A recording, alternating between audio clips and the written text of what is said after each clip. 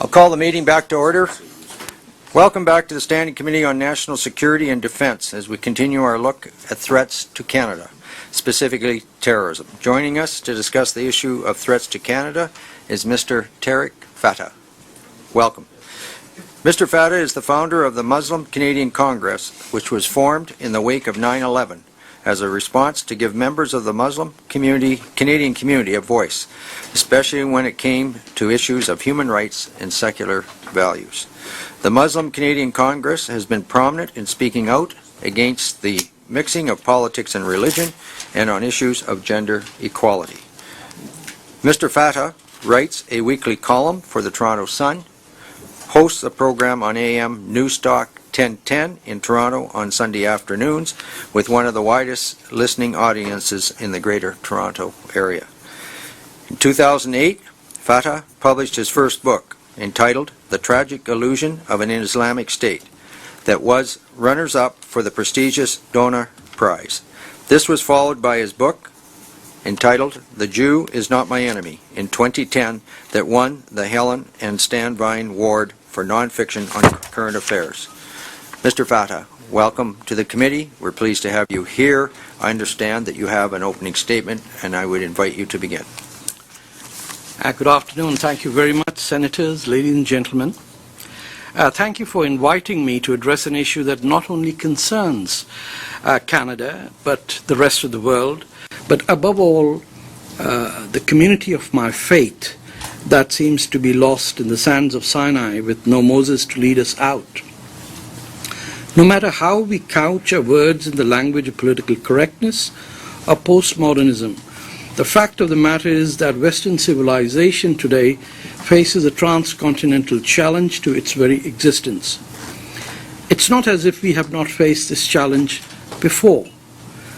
In the Second World War, in 4 years, we and our allies defeated the largest armies the world had ever seen and saved the world from Hitler and Nazis at a cost of over 30 million people.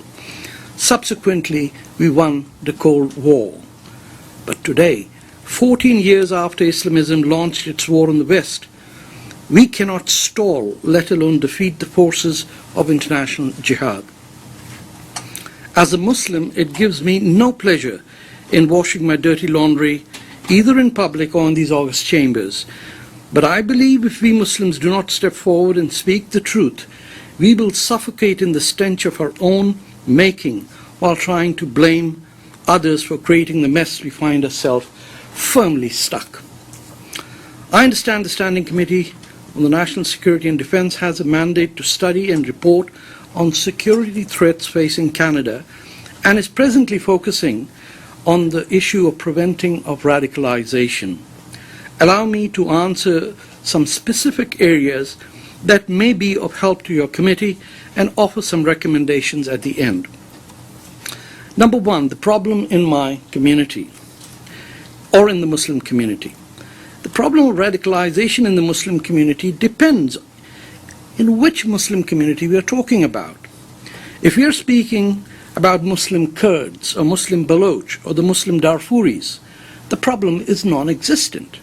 The same can be said of most Iranian Muslims. However, within the white and black converts to Islam, the Somali, Bangladeshi and Arab Muslim communities, and more specifically the Pakistani Canadian Muslim community, the problem of radicalization is very widespread. It's deeply entrenched, embedded, and that is framed in terms of an Islam versus the infidel scenario leading up to an end of time Armageddon. Number two, the support infrastructure for terrorism and radicalization. The support structure that exists for Islam-based terrorism or radicalization or Islamism, which is a starting point to the end path of someone being a jihadist, is multifaceted. At its base are the Islamist organizations and mosque-based groups who lay the seeds of radicalization, not necessarily in the recruitment of terrorists, but in the politicization of the sermons that whip up a sense of victimhood of Muslims while cultivating a hatred of non-Muslims and other groups such as gays and women who demand equality and who refuse to wear head wraps or be encased in burqas. To give you a specific example, which most of you would not know about, is that most mosques in Canada and around the world start their Friday congregation with a prayer that asks Allah to give victory to the Muslims over the kuffar or the infidels, that is people like you. The glorification and radicalization is endemic and ubiquitous in the sermons and teachings to very young adults, as can be verified from the incidents in the United Kingdom and even here in Canada. Every Islamic hero in the last 1400 years has been a jihadist who is celebrated for his, there are no her, his exploits in defeating Christians, Jews, Hindus, or pagans.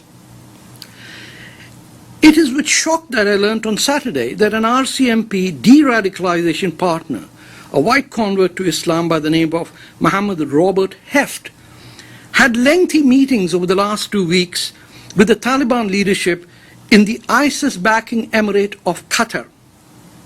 Mr. Heft has been negotiating a pact with the Taliban, and I am not sure if either your committee or RCMP or CSIS knows about it. But he did come back yesterday and attended an event in Mississauga, which was also, the keynote speaker was a federal minister, where he expounded his views. His view is that Canada's foreign policy is at the root cause of all jihadi terrorism. His absurd suggestion is that to ally with the Taliban terrorists and to fight ISIS. The question has been asked if the RCMP or CSIS have ever had any communications with that group. In my 25 years of fighting against Islamism and confronting jihadism within my Muslim community, as an author of 2 books, as a radio host, as a weekly columnist, let me state emphatically, not a single time have I ever been approached by any outreach committee of the Toronto Police, the RCMP, CSIS, or any other security agency. They will simply not meet with any Muslim who looks like an integrated Muslim. I can only draw one conclusion, ladies and gentlemen. In the eyes of the RCMP, a Muslim is a Muslim only if he or she dresses up in medieval attire, encases his wife in a burqa, and speaks with a guttural accent. The Muslims who the Mounties certify as moderate Muslims, who we are told are fighting radicalization, are in fact Islamists who are pro-Sharia, have never ever once renounced the doctrine of armed jihad. These men and women are pulling the wool over RCMP eyes. As an example, one celebrity promoted by both CSIS and RCMP through both liberal and conservative governments is a Hamilton lawyer, a fine fellow by the name of Hussein Hamdani, who sits on the Canada's Cross-Cultural Roundtable on Security. His presence on CCR has been used to push the Islamist agenda rather than thwart the Islamists. Then there's the infamous Canadian Counter-Radicalization Handbook, United Against Terrorism, which was produced by 2 Muslim groups, ostensibly in collaboration with the RCMP, until they backed out later. The Mounties distanced themselves from this Canadian handbook, but it is instructive in who these Islamist groups in this booklet recommended as the most reliable of North America's counter-radicalization religious advisors. They include Ingrid Mattison, former president of ISNA, an organization which was an unindicted co-conspirator in the 2008 Texas terror trial. Ms. Mattison is a white convert to Islam, once proudly represented the Afghan Mujahideen government at the UN. We have Jamal Badawi. He sat on the board of another organization listed as an unindicted co-conspirator in the Texas terror trial. Siraj Wahaj, labeled as an unindicted co-conspirator in the 1993 WTC bombings. Ziad Shakir, who was outed for his radical ideology by a retired lieutenant commander in the US Navy, Dr. Zudi Jasser, the founder of the American Islamic Forum for Democracy. And the question is asked whether counter-radicalization programs work. Let me assure you, there is no such thing as de-radicalization. It is one of the biggest money-making ventures that were ever introduced after 9/11. Experience in Saudi Arabia shows that every one of the radicals released under the guarantee of the Saudi government from Gitmo turned back and are now fighting on the side of ISIS. Let me give you an example of what Islamism is. Islamism is like an agricultural enterprise. Tilling the soil is different from planting and sowing the seed. Irrigating the soil is not the same as spreading pesticides to keep the parasites away. And when it comes to harvesting the crop, the act is different than the sale of the crop. Dear senators, some Islamists plant the seed while others harvest the crop of jihadists as recruiters. To suggest that those who plant the seed should eradicate the crop before the harvest is a fool's dream. The RCMP and other guilt-ridden mainstream politicians may munch on this marijuana, but as a Muslim, I am prohibited from any intake of such intoxicants. The specific recommendations to this committee, I'll list them for you. Number one, lay hate speech charges against any Muslim cleric who hides behind religious rights to attack and demonizes members of another faith or another religion, as is done every Friday in every mosque of this country. Every mosque must be monitored for such hate speech, where the word kuffar is invoked to hide the real target, which is Hindus, Christians, and Jews. Any mosque indulging in active politics must have the charitable status revoked. We have the law, we simply don't implement it. Donations of more than $20 at all religious institutions must be made by check or credit card to cut off possibility of money laundering, which I have witnessed. Number 5, immigration from Pakistan, Somalia, Iran, Iraq, and Syria must be suspended until Canada can be assured that the security documents, identity papers, and university degrees cannot be bought in the black market or from state agencies. I am aware of how in Pakistan and Somalia and in Iran, someone named, for example, as Tarek Fatah could overnight become Abdul Khan or Behrouz Hamadan with documents and degrees to cheat the best of sleuths because the documents would be genuine, not forged. Identify Muslim groups who are hostile to Islamists and enable them to fight Islamism. In Canada, from the sowing of the seed to the harvesting of the crop, over here I mean Canadian Kurds, the Baloch, the African Darfuris, and the victims of Iran's relentless atrocities on its citizens. As one measure, Canada should re-examine the false designation of the PKK, the Kurdish Workers' Party, as a terrorist group, which we have done at the insistence of Turkey, which, by the way, is the main funder and supporter of ISIS, which PKK is the only group fighting ISIS. Had it not been for the PKK and the Syrian Kurdish counterpart, the YPJ, a human slaughter of immense proportions would have taken place on Sinjar Mountain, and Kobani would have fallen to ISIS. It is unfathomable to me that we would be allies with Turkey and Qatar, who funded, if not created ISIS, but that we treat PKK as terrorists when that group has saved tens of thousands of lives and did not flee like the American-supplied Iraqi army. Senators, in the Second World War, we were allies with Stalin because we had to destroy Hitler. Today, the people who fight on our behalf have been designated as terrorists, and the people who wish to destroy us are members of NATO. I will suggest my final recommendation, which might seem very trivial, but is extremely significant in what message we send out.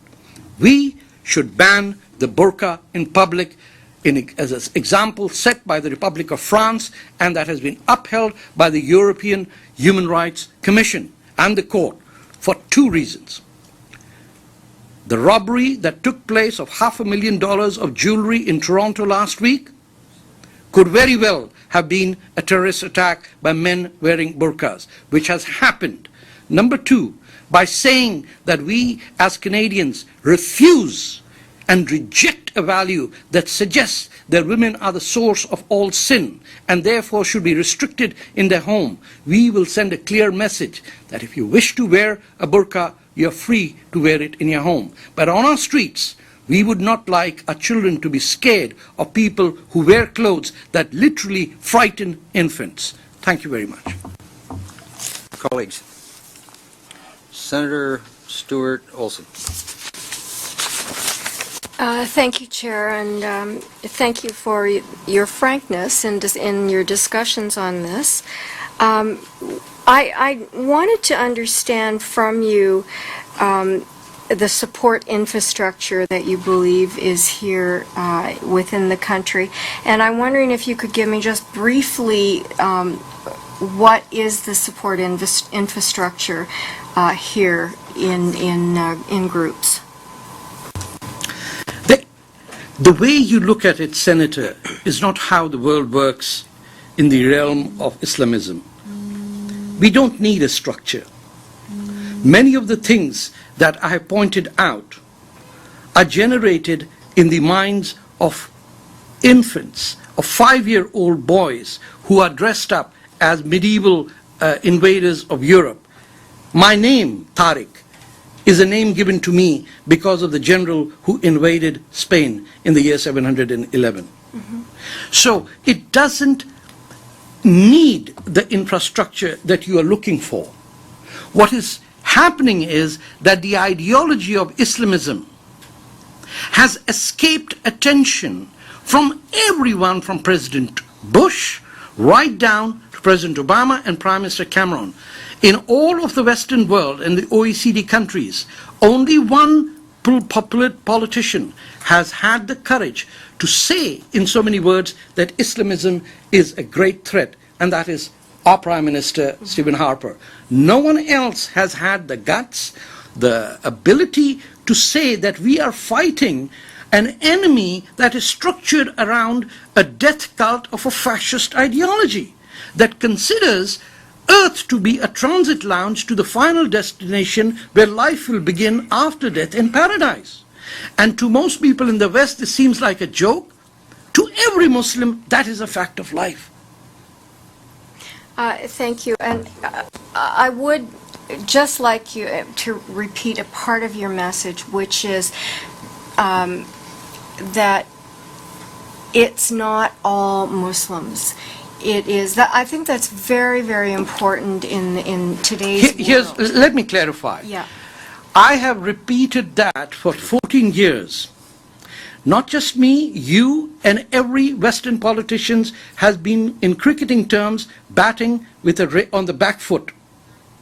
We have seen the results. We have dead Canadians on our hand, and we have Toronto 18, the Digi bomber, the VRL bombers, and we all come back to the defensive notion. Of course not all Germans were Nazis. But did we sit around conference room during the Second World War saying, oh, what happens if a German got upset? I am suggesting to you that 14 years is long enough for not a single mosque imam to say, I renounce the doctrine of jihad. What would it take for someone to say, in this day and age, the doctrine of armed jihad is inapplicable, inadmissible, and we live as nation states. We do not have communities based on inherited race or religion. Our citizenship is based on human-created laws that can be changed by subsequent generations, not divine text sent by messengers that are immutable for all times. Thank you, sir. Senator White. Thank you very much for being here today, sir, for your comments. You referred, we had witnesses before us last week, I guess, from the RCMP who talked about their community outreach program, in particular with young people, and their attempt, I think, to using some crime prevention methods that we've seen successful in Canada, particularly among gangs, to assist young people in finding a different path out. So your suggestion is that you've had no involvement with them as to whether or not their program would help. More importantly, I guess, I think you obviously have heard of the program, though.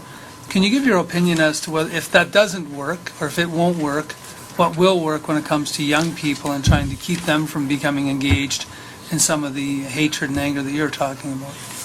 Senator, they're laughing at the RCMP behind your backs, these young men. These are highly staged events. These are money-making events. De-radicalization program is a joint venture between companies, consultants, and academics who have a vested interest in this. You cannot produce one de-radicalized person in the last 14 years. Each one of the people who's marketing himself as a former radical is doing so for financial purposes. You show me one person who says that he has been de-radicalized. One former radical from Gitmo who says that jihad is inapplicable. Out of 1,000 Islamists, there will be one jihadist. What we are doing is saying, how do we fight Islamism? The way we fight chickenpox, that we introduce some same germs so they can destroy the other germ? No. This is cancer. You're introducing tumors where tumors already exist. This has become a profit-making venture. For me and many secular liberal colleagues, we know this is a war declared on us. Unfortunately, for many other civil servants and folks, this is a money-making venture. You form a committee, you bring a proposal, you get funded. Millions have been spent, and we cannot defeat men in caves? Trillions. Imagine the amount, hundreds of billions the Americans spent in Iraq and the army ran away, yet not a single American general has been held accountable because it was a total fraud. Nobody dares say that there were billions that were stolen in this enterprise. The Brits and the Canadians have had a very good record in having armed forces that fight with dignity. The private guards and private mercenaries and even Snowden is not a CIA employee. Since when did we fight our enemy by contracting out to private forces? Even the people who vetted Snowden was a private company. You cannot win a war against people who are dedicated to die for no money whatsoever, and face them with people who go on tours of duty, a term unheard of in the First or the Second World War. Don't recruit an army saying that get a degree in engineering or an American citizenship by serving a term in Iraq. Those people don't fight wars. They want to come back and run a company. So, what's happening with us is, and this is a rare opportunity for me, because nobody wishes to speak to the ordinary Muslim. 90% of us don't go to a mosque, Senator. 90% of us have no affiliation with any mosque. We are architects, we are cab drivers, we may even be pole dancers, but none of us dress up in that medieval costume that the RCMP and the CSIS have in a racist way imposed on us as our identity. Do you think after 25 years I need to dress like a Saudi to be believed by you that I'm an authentic Muslim? Would you, this is blackface in my face.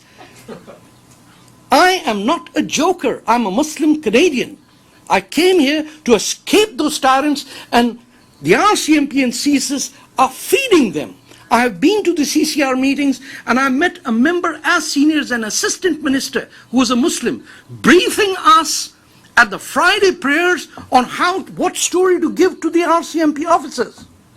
A con job of that if I was anyone in the government, I would charge that man for being a traitor to this country. to the place that gave our parents and us a place to be free.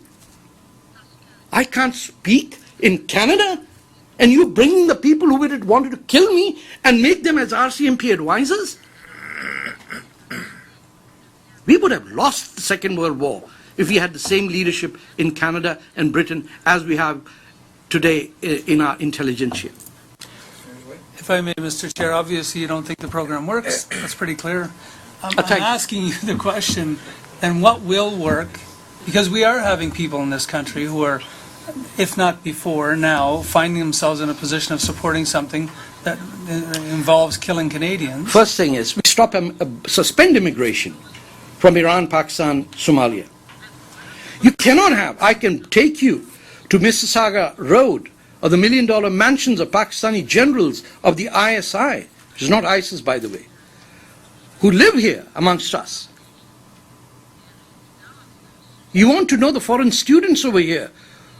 The MSA, the Muslim Students Association, designated by the Muslim Brotherhood as their front, is hosting an event in Windsor on the 26th where an RCMP superintendent is sitting down with two Islamists. Would that RCMP come to an event that we would do? Impossible.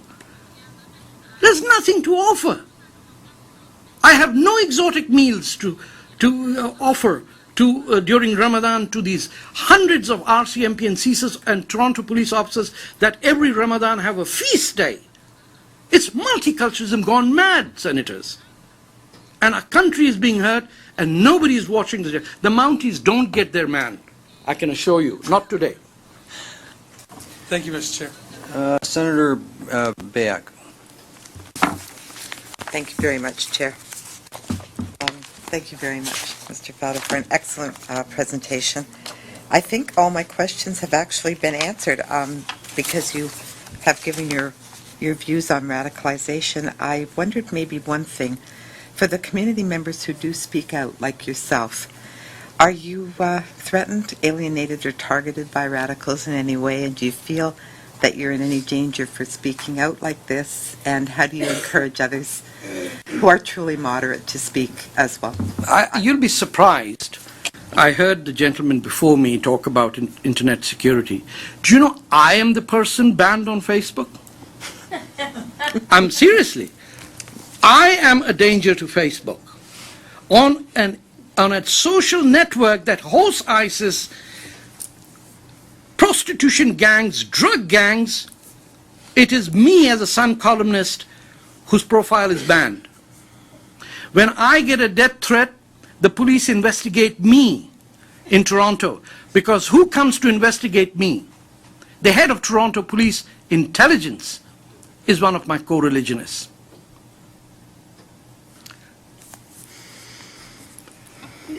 I don't like to wash my dirty linen in public, Senator, but I've had it. 14 years and Canada and the United States couldn't defeat a bunch of ragtag medieval monsters, and we debated. I wish Justin Trudeau was here. I wish he was here so I could ask him, do you think I deserve to get jihadis? That he would go to a mosque where women are sent to the back of the bus? Senators, you cannot find radicalization if you believe that women deserve to sit at the back of the bus. And every mosque, no, there are two that don't do this. Every mosque I know other than the two send their women to the basements, behind balconies, or in the last row. And the RCMP and the Liberal and Conservative and New Democrat politicians go there, look at that, and never once did they say, I'd like to see a sister in the front row. They dare not, because they'd be accused of being racist. Senator, do you have a follow-up, Senator Bayak? No, that's Senator Dejanay. Merci, Monsieur le Président. Thank you, Mr. Chairman. Yes, Mr. Fatah, can you hear the voice of the interpreter? Are you hearing the interpreter? Good.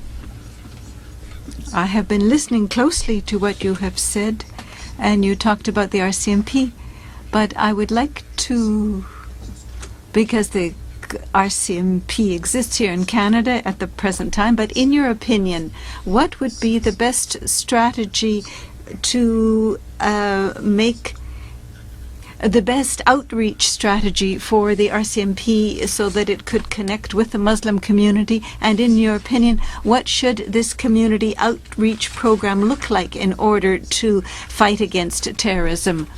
But the RCMP is the institution we have to work with at the moment. I understand the paradigm which says they have to do outreach. I can't understand why it is the RCMP's job to outreach. This is the politician's job to do outreach to the community and engage. The RCMP's job is not to cater to the whims and fancies of people. They are there to solve criminal activity. In this house, I was hearing, some of us listened to the hearings live.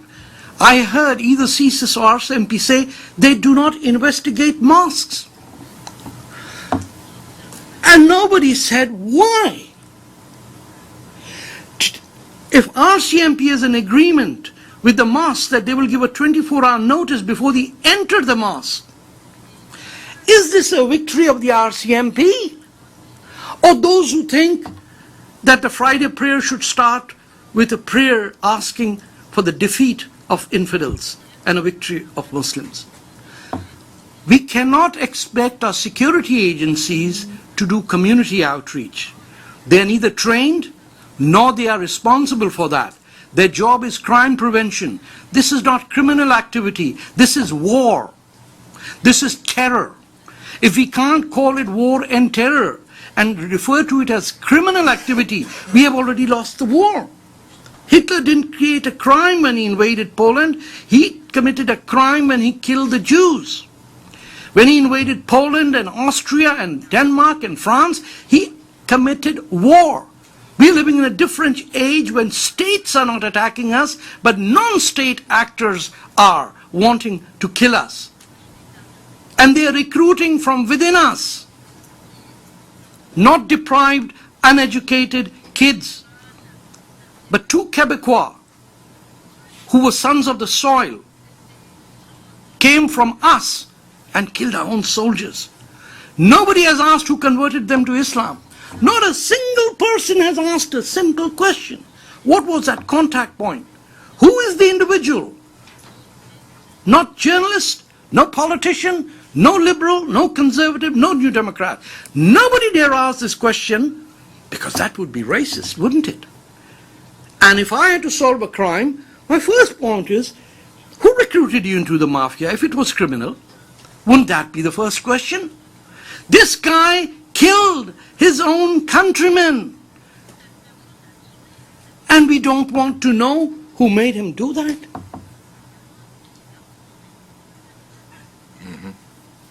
If I could just follow up on Senator Dagenet's question. And as you know, with our hearings, we are doing our best to have a public conversation in respect to identifying the problem, being able to assess what supports that, the ideology that obviously is accompanying this type of activity, and thirdly, what can prevent it. And the question, I think, was put by Senator Dagenet to you is in respect to how can governments, the federal and maybe the provincial government, help and assist within those communities, in this case, the Muslim community that you referred to, help those, the vast majority, in respect to being able to counteract this type of extremist ideology that's being perpetuated. Now, you've just said that the RCMP is in a situation where some might say they obviously are working with the individuals involved within the community and can identify the community. At the end of the day, are responsible for enforcing the laws. The question then has to be, if within that community, if it's not the RCMP or other government agencies, who within that organization or within that community would be best suited to be able to work within the community to move it ahead, because you're not going to change this Sure, overnight. So if you could do that in a in a manner which Okay. gives us kind of a, on the record, what could be done. Absolutely. I think a very good way would be for CSIS and the new legislative powers that the government is introducing would be very helpful in that matter. Let me give you the example of the Toronto 18. They were busted by good intelligence work. That's right. Right? Nobody is out there doing community outreach or playing basketball. There was a spy, $300,000 was spent, well invested. He brought the courts, brought the convictions. But tell me, who let the guy who was convicted out of this country to go and die in Syria? I'm not the senator or the MP. I'm just saying we have evidence of what works and what doesn't work. We know there are people being injured in Syria, come back, do health treatment away, and then go back. We have people who support the Khidr family, who work with the RCMP, and the RCMP says these are good guys. That's a self-confessed murderer, a terrorist. We need to have our ideas clearer. So the Toronto 18 mechanism works. CSIS should be empowered. This is their job to develop intelligence, and not by working with a community group, but working within it. Okay. Senator Desjardins. Yes. With your permission, Mr. Chair, I have just a rectification. Mr. Fatah, Mr. Fatah, we're going to talk about community leaders. How can they work with Canada to prevent radicalization? Let's think of community leaders, and then I would also almost like to add, in order to create trust between between community leaders and Muslim groups. Senator. merci. Community leaders are leaders of cultural communities, not religious clerics who are paid to show us the moral compass of how to live as good human beings. You go to any Muslim event, it will look different than what your mosque looks like. Go to any wedding with me, and I'll tell you, you won't see the hijabs and the burqas that you see at the mosque. The way to reach with the community leaders is to reach with the cultural communities that sing and dance the way Canadians do. Nobody reaches out to the Nile Foundation, which is an Egyptian group. Nobody has ever reached out to some symphony in Montreal. I can give you a number of cultural groups that meet every year and have fun, dinners, games, children playing. We have focused on Muslims as if the only thing a Muslim does is preach and pray. That's not what we are. We are just like you. We don't like going to the mosque. We go there, we have to sit, we are old, we can't sit on the floor, many of us. We're 65 now. The guy is always boring. He's got the microphone. He's like the 12th century Catholic priest speaking in Latin that I can't understand. 80% of Canada's Muslims don't understand Arabic. 100% of the sermons are in Arabic. For goodness sake, that's not where our community leaders are. I'm not a community leader. I'm just a journalist. But there are. Senator Ataullah Jan is a community leader. She's a senator. She should be the community leader. The RCMP should work with her. There was another Muslim senator. There are members of parliament. They are community leaders. They get elected. MPs, whether they're New Democrats, Liberal or Conservative. They are the leaders. If the imams have to become leaders, let them fight elections and get into parliament. Parliamentarians are leaders. We elect you. We respect you whether we oppose you or not. But don't tell me that I need a 12th century monk from the Sinai to tell me what to do with landing on the comet. This doesn't work. So stop meeting with people of the 12th century, start meeting with people of the 21st.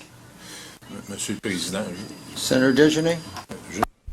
Just a small comment, and if this is some consolation, in the course of 3 months, I went to an Armenian evening, to a Maghreb evening, and to a third evening, and I can tell you I had lots of fun. merci, on a bien mangé. Stuart Olson. Thank you, Chair.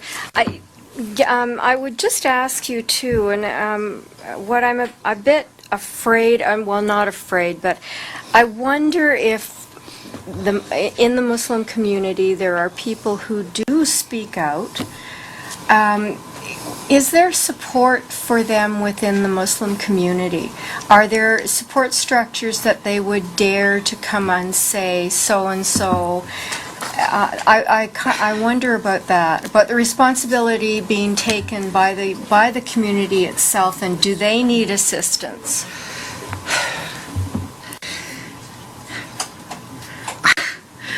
There are huge numbers of Muslims who within their homes are desperate to get rid of the image that we have. My daughter works for the CBC.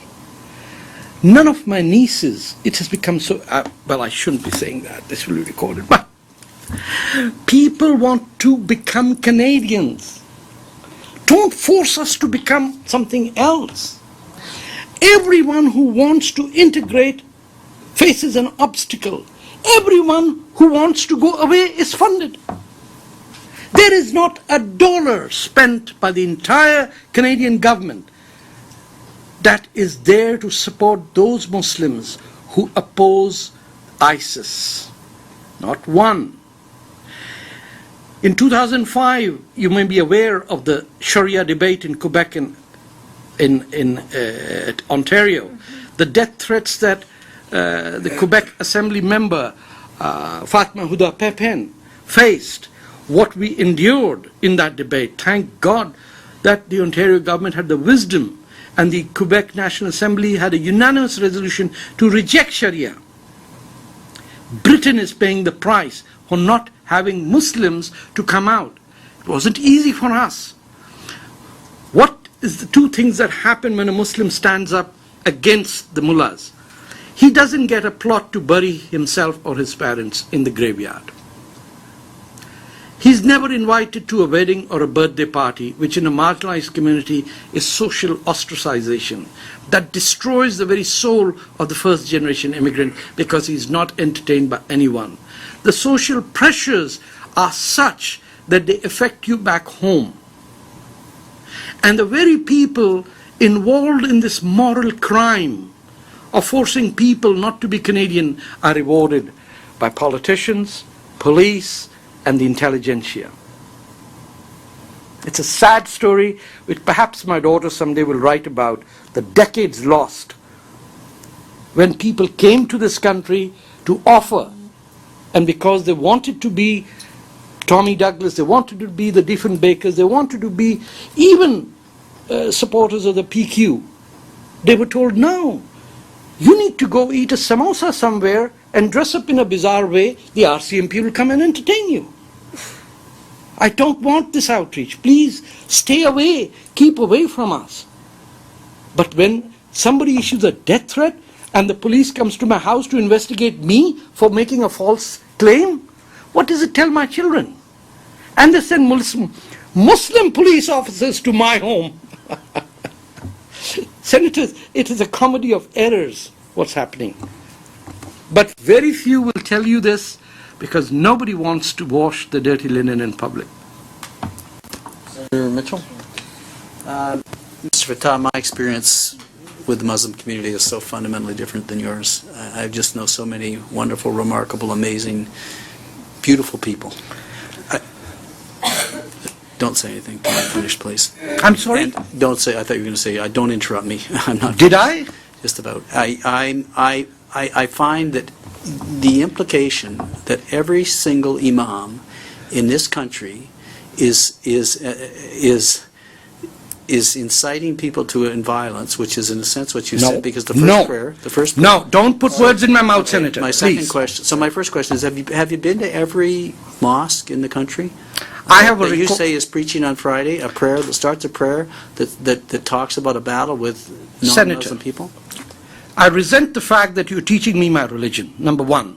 You would have to live 65 years of my life, in 10 years in Saudi Arabia and 30 years in Pakistan and 25 years here to dare to tell me what is Islam. Number two, I did not say they incite violence. That is words that you are putting in my mouth. You should not do that. You're a senator.